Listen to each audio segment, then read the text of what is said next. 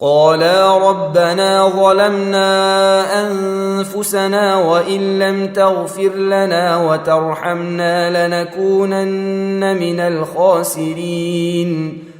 Keduanya berkata, "Ya Tuhan kami telah menzalimi diri kami sendiri. Jika Engkau tidak mengampuni kami dan tidak merahmati kami, niscaya kami termasuk orang-orang yang rugi."